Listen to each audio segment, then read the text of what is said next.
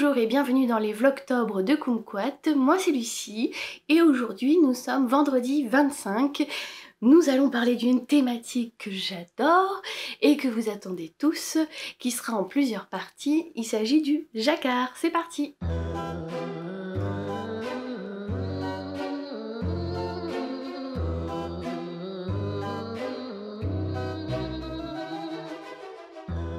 Je vais commencer par comment choisir sa laine. Avant de tricoter un jacquard, peut-être choisir sa laine. Je vais vous présenter des laines que j'ai testées et que j'ai approuvées pour le jacquard. Mais ça va être comme le mohair, après chacun est libre de choisir ses couleurs, etc. Donc pour le jacquard, j'ai tendance à utiliser des laines dites un peu sèches qui, soit dit en passant, souvent après avoir été tricotées, lavées et portées, s'adoucissent. J'ai commencé mes premiers jacquards avec la Bio Shetland de Bességar.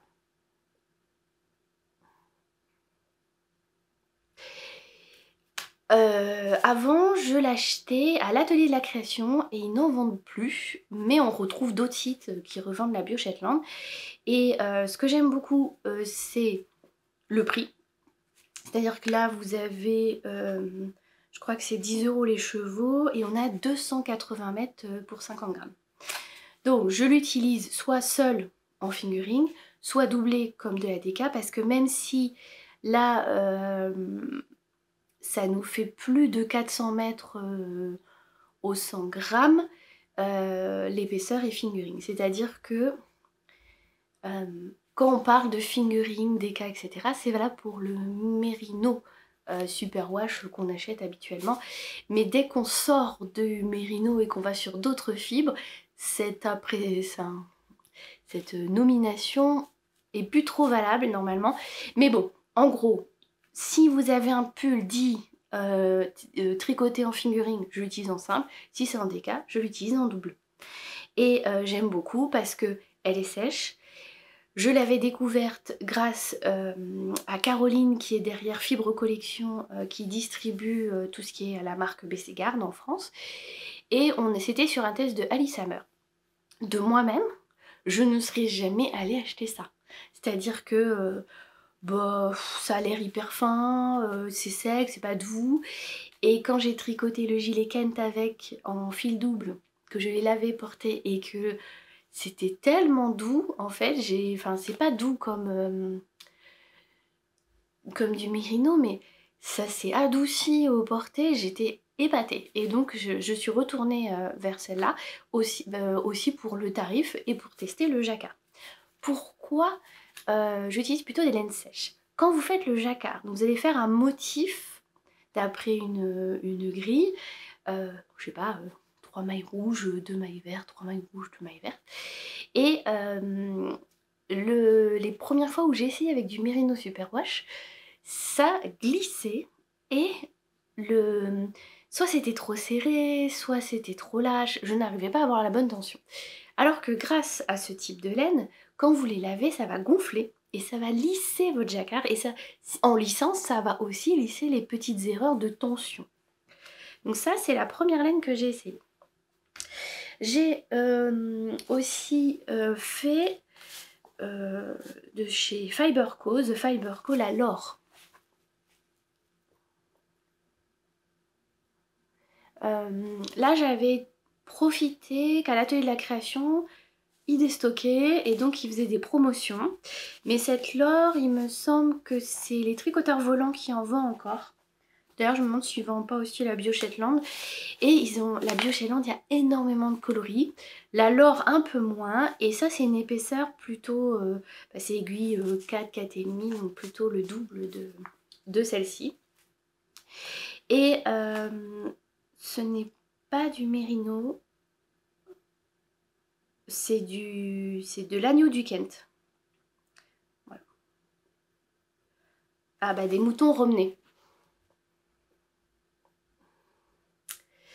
Et donc on voit qu'elle est un peu chinée.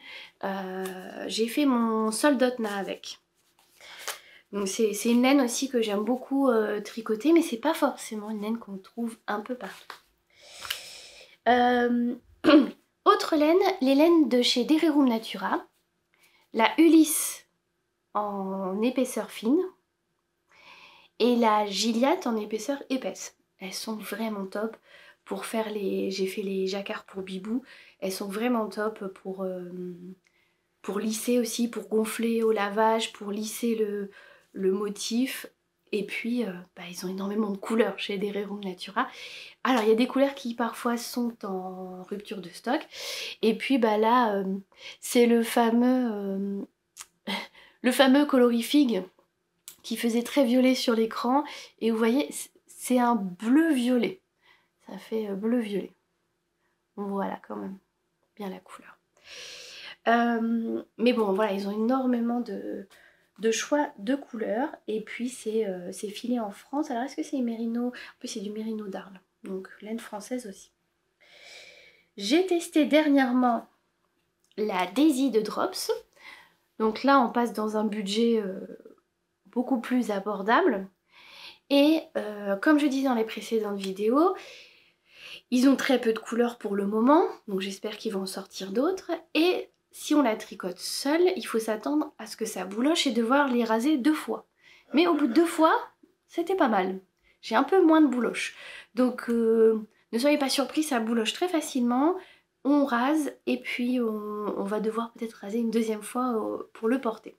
Mais je trouvais que elle lissait bien le jacquard. Et là, en l'occurrence, rien à voir avec ces laines-là qui sont extrêmement sèches. Celle-ci, c'est du mérino non traité. Donc rien de tout ça ne va en machine, hein. S'il vous plaît. Alors je sais que l'eau demoiselle a mis sa Derirum Natura en machine. Moi, dans ma machine, c'est pas possible. Je sais que ça va abîmer. Donc non traité, toujours. Mais alors là, par contre, c'est du mérino. Donc c'est très doux. C'est pas du tout sec. Et pourtant, ça a été extrêmement simple de faire des rayures et du jacquard. Puisque j'ai fait les deux avec. Autre laine, mais que je n'ai plus sous la main parce que j'ai vendu mes restes, c'est la Plotulopie de chez Istex. Alors, là, on va carrément dans... La Plotulopie est pas trop sèche.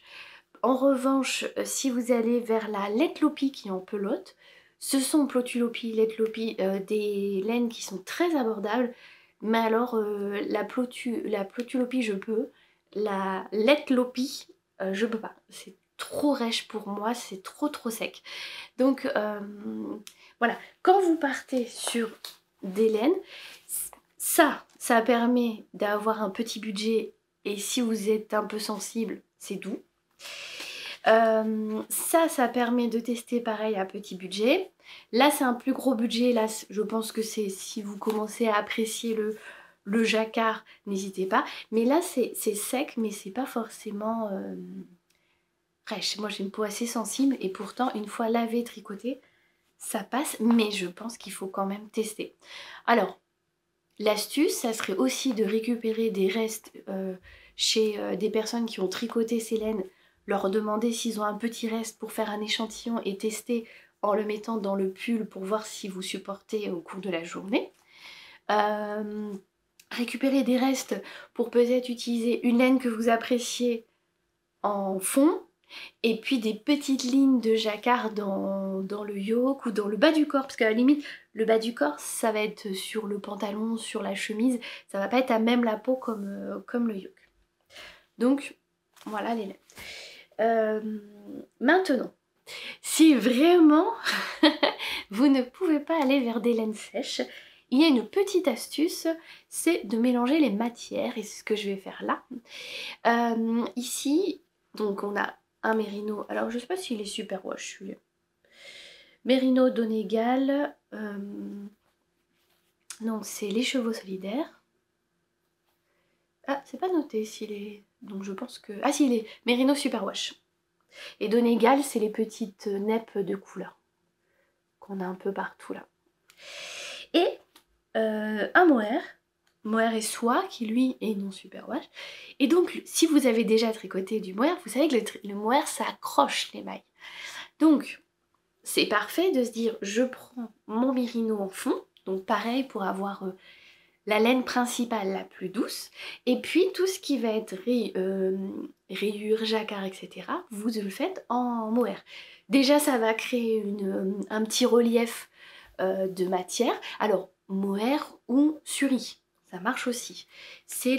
Il me semble c'est le Pink Velvet de Andrea Mori qui est dans ce style-là, un jacquard avec un mérino et du suri.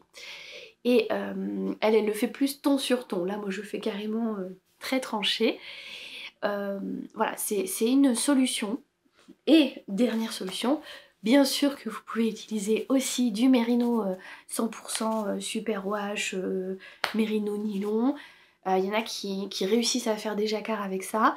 Je pense que peut-être pas les premiers jacquards pour s'habituer à avoir une certaine tension. Mais il y en a qui se lancent directement aussi dans le jacquard, donc pourquoi pas. Ici, c'est le pergélisol de Ars Natura. Si je regardais si c'était... Oui, c'est ça, c'est mérino et nylon. Donc, comme pour le mohair, j'ai envie de dire, à vous de choisir.